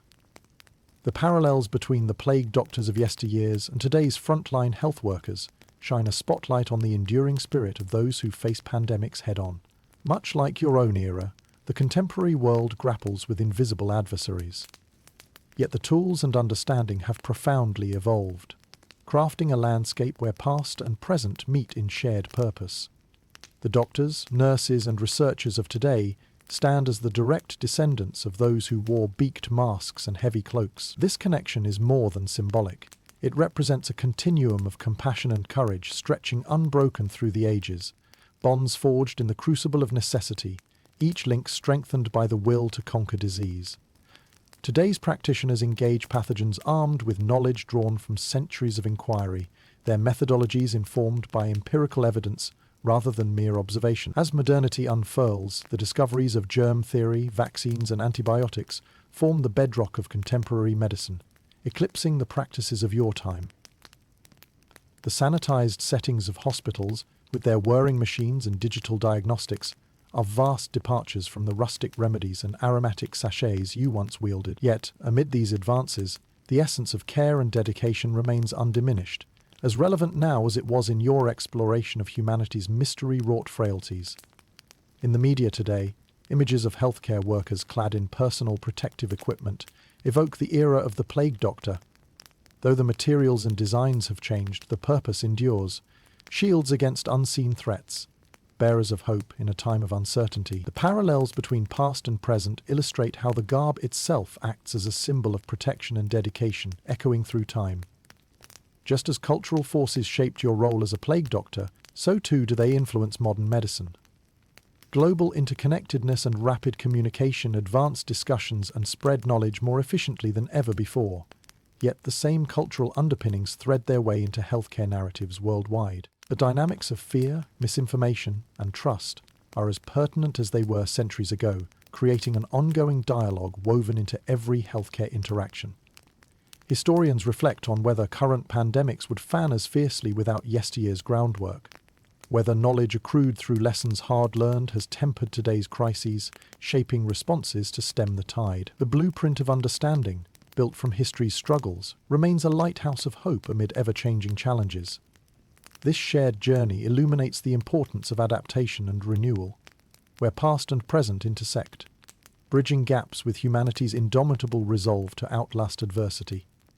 The sacrifices of those who came before are honored by each advance and discovery, penned in the annals of achievement and patient care. As your thoughts traverse this landscape of juxtaposition, there comes an awareness that the chronicles of history are not static scrolls but living documents, rewritten with each new challenge and overcome through both innovation and communal effort. Each lesson learned is a step further along the path to understanding, elegance emerging from struggle. The shadows lengthen and the stars sprinkle the heavens with light. As the day draws to a close, you settle into a quiet sense of accomplishment, aware of the contributions that ripple forth from the past into a brighter future, each wave imparting a testament to humanity's shared resilience and wisdom. In the watchful stillness of night, you sleep, blanketed by comfort from knowing that the threads laid in the tapestry of history continue to inspire and guide those who follow. Each morning's promise bears the gentle truth of renewal, a guiding hand between past struggles and enduring triumphs in the unfolding story of resilience against adversity. Written in the shared ink of human spirit, as dawn creeps across the horizon, a cool breeze carries with it the whispered voices of those often overlooked. The patients of the plague, who endured quietly under the unforgiving shadow of the disease. Imagining their stories, you tread a new path through the chronicles of this dark time, where the threads of human endurance are woven intimately with tales of suffering and survival. In each home you enter, beneath the strain and struggle of daily life, lies a rich tapestry of personal narratives. These are the stories of people caught in the delicate balance between life and death, the vulnerable, the hopeful, the resilient. Patients, whose names may not be etched in history books, but whose spirit nonetheless shaped the unfolding human saga of tenacity amid crisis. Consider the family huddled together in a modest dwelling, where an elder stirs in her sickbed beneath the watchful eyes of worried children. Her life experience speaks of wars fought, seasons turned, and now the looming spectre of disease that threatens this living memory itself. Her strength, often derived from the fabric of love binding her kin, ripples outward, offering solace to those who wait alongside her, testing the limits of despair and optimism. These families forge connections that endure even as illness encroaches into their space. The bonds of community shiver but do not break. Supported by intertwined fates, each household offering the balm of shared struggle. Small gestures, a warm bowl of soup passed through windows, a neighbour's whispered message of hope transform the fabric of neighbourhoods into unyielding fortresses of solidarity. In bustling marketplaces, you may catch glimpses of those who, once healthy and vibrant, now walk with the spectre of the plague lingering like a shadow. Their voices tell tales of livelihoods turned fragile, yet hearts remain steadfast and spirits unyielded. The robustness of their will becomes a testament to mankind's persistent struggle against forces beyond understanding, even as uncertainty lingers over thresholds. Historians often bypass these human nuances, their brief mention of sufferers swallowed amid weightier topics. Yet it is these unrecorded lives, so full of the poetic and mundane, that illuminate the broader narrative. Their stories paint vivid pictures of human resilience existing quietly beneath grander tales of conquest over disease. Were it not for their perseverance, history might lack the depth that renders it real, the familiarity of suffering intertwined with joyous resilience. Amid the murmurs of memory's tale, you find solace in believing that the voices of those who suffered were potent calls for change, emboldening societies to lay the groundwork needed to combat future ailments with renewed vigour. Each patient you encountered offered, by their very existence, an opportunity to learn, understand and catalyse transformation beyond their own unimaginable pain. As the narrative rhythm slows, dusk casts gentle tendrils of light over the city, gilding spires in quiet repose. Each star shimmering into existence overhead holds stories drawn from countless souls who once gazed skyward, seeking reprieve beneath the vast canopy of possibilities. A shared communion whispered faintly through time. You take solace in this twilight, knowing that even if their stories remain largely untold, their existence breathed life into the tale of humankind's journey, a fundamental note in history's grand symphony. This identity, however veiled by anonymity, remains meshed with all humanity's shared pathways to greater understanding and hope. The orb of night enfolds you in sweeping embrace, a gentle invitation to rest, where dreams drift like seeds scattered across history's fertile field. Within the serene embrace of sleep, you carry echoes of those unrecorded narratives, echoes insightful and tender, quietly scribing continuity into the grand narrative, a future lovingly interwoven with their silent strength. As the sun scatters its first rays across the horizon, the telltale signs of an evolving landscape emerge, one where the echoes of the distant past intertwine with the lived realities of those who endeavoured to confront the plague. Archaeological findings continue to whisper their secrets, an unyielding dialogue between the earth and historians who seek to illuminate the shadowy chapters of history. With each careful dig, archaeologists unravel layers of time, revealing insights into the plagues that once swept through societies, ravaging the population and shaping the roles of those who, like you, walked the path of the healer cloaked in mystery. These uncovered artifacts provide a tangible connection to the past, painting a vivid portrait of the world you once knew. The earth yields its memories reluctantly, giving rise to ancient burial sites where evidence of humanity's struggles lies enshrined in silence. These plague pits, solemn remnants of a crisis that consumed entire communities, echo the desperation and exigency with which people attempted to combat a seemingly unstoppable force. Mass graves exist as stark reminders of the overwhelming odds, each layer of earth compacting stories of heartache, hope and resignation in equal measure. Yet among these solemn relics, personal tales persist. Items abandoned in haste or kept close through daily trials offer glimpses into the lives forever altered by such relentless times. Trinkets of comfort, clothing worn by the afflicted, and medicaments cherished as lifelines in the face of despair. They bear witness to human resilience, reflecting both a faith in healing and an earnest pursuit to tether life to hope's frail wings. In certain archaeological sites, remnants of your own profession occasionally emerge, a testament to those who stood against the tide of illness. Masks, gloves, and other paraphernalia, once essential to your craft, now reveal to contemporary eyes the tangible reality of your presence. A duality of healing and fear embodied within these strange and storied items. Historians debate the precise role such artifacts played, whether they served as functional tools or symbols that offered psychological comfort to both the wearer and the community. Nonetheless, they enrich the chronicle of the Plague Doctor as a figure of enduring resilience, an emblem of the human spirit's unwavering drive to combat the unknown. Ancient tools, while rudimentary by today's standards, elicit wonder for the persistence and innovation they represent. Their discovery prompts profound reflection, encouraging a deeper appreciation for the initial steps that carved the path for future medical exploration. This gradual unveiling of history bears lessons that reverberate within modern medicine, seeking to bridge the gaps between the inexplicable mysteries of the past and the empirical clarity of the present. Beyond the gaping maw of mass graves, archaeological efforts extend into the remnants of villages and towns, public forums and marketplaces, domestic spaces echoing with the imprints of those who lived through such tumultuous epochs. Preserved homes might unveil traces of makeshift herb gardens or shelves lined with jars of homemade remedies. These glimpses offer poignant testimony to the everyday heroism born not only within structured medicine, but among common citizens fighting for survival. Modern science and archaeology together assemble this intricate puzzle, seeking continuity across time and context.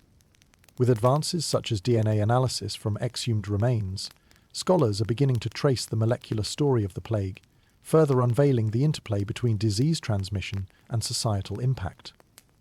Such endeavours not only quench a thirst for knowledge, but venture forward the compassionate narrative imprinted in history's tome. Through each artifact recovered and studied, civilization gains insights into humanity's enduring resilience in its quest for comprehension, where echoes of healing past resound within the hopeful turns of tomorrow's advances. Histories wrought from earth and experience knit together in an unbroken chain, each link a testament to the pursuit of understanding. As twilight casts its tranquil spell upon the world, you nestle into the restful embrace of evening, comforted by the interwoven tales of endurance spun through time. In dreams, you linger within this tapestry of human experience, each uncovered relic a whisper, enveloped in eternity's embrace, turning softly into night's calm lullaby, promising the dawn's continued revelation of a story yet unfurling beneath familiar skies. As the dawn gracefully unfolds, the gentle hum of history echoes in your thoughts, urging a contemplation of what shall become the legacy of the now distant role you once inhabited as a plague doctor. With the passing of time, the world has evolved, yet the indelible marks left by those who wore your mantle continue to inspire reflections of reverence and inquiry. This evolving legacy weaves itself into the tapestry of modern understanding, hinting at the complexity and resilience of the human spirit. Gazing back through the veils of time, an array of transformations becomes evident. What once stood as a singular symbol of hope and dread has morphed under the lens of hindsight into a foundational chapter in the mosaic of medical progress. The journey from misconception and mysticism to clarity and science sketches the arc of a grand narrative upon which modern health practices further build. In the intervening years, the spectre of the plague doctor transformed from a functional role into a historical emblem, a figure both romanticized and critiqued, inhabiting the intersection of folklore and history. These metamorphoses continue to fascinate, inspiring artists, scholars, and storytellers to explore the depths of human endurance and the complex interplay between fear and fascination. It is perhaps the human element, the tales of perseverance, the trials and sacrifices, that echo the loudest through the corridors of time. These stories demand acknowledgement of the shared vulnerabilities and strengths that persist in the face of adversity. The legacy of the plague doctor stands as a testament to the human capacity for resilience, offering profound insight for those who seek to understand the myriad ways humanity confronts and overcomes crises. Within this examination lies the space to ponder. How do we, as societies both past and present, honour and learn from such legacies? Amidst the soft whispers of history's pages turning, the voices of those who walked before us beckon a thoughtful exploration, an invitation to delve deeper into the collective memory that shapes and guides our choices. Historians continue to explore whether the lasting symbol of the plague doctor was more than an emblem of desperation, whether it played a critical role in the enduring ambition to thwart the ravages of disease. In dialogue with the past, each contemporary step toward understanding reflects the cumulative wisdom harvested from yesteryear's struggles. As new challenges emerge, the lessons from this shared past urge us to rely on innovation tempered with the humility of knowing that knowledge is ever growing. The bridge between then and now sustains the enduring quest for healing, driven by a mutable curiosity that kindles the flame of discovery past despair's shadow. As the day draws to a close, you find yourself nestled in the embrace of twilight's gentle hues, your thoughts gradually quieting. This reflective journey has opened a gateway to understanding, a gentle reminder of how traces of history illuminate the infinite possibilities yet to bloom where courage and care intersect. In the hush of the evening, enveloped by silence's gentle embrace, the cumulative wisdom and reflections tender a soft farewell. As you drift into slumber, comforted by the legacy that cradles you, the ancestral dance of past and future continues, an ethereal lullaby playing softly in the folds of dreams, promising comfort, wisdom, and enduring hope. End of script. Sweet dreams.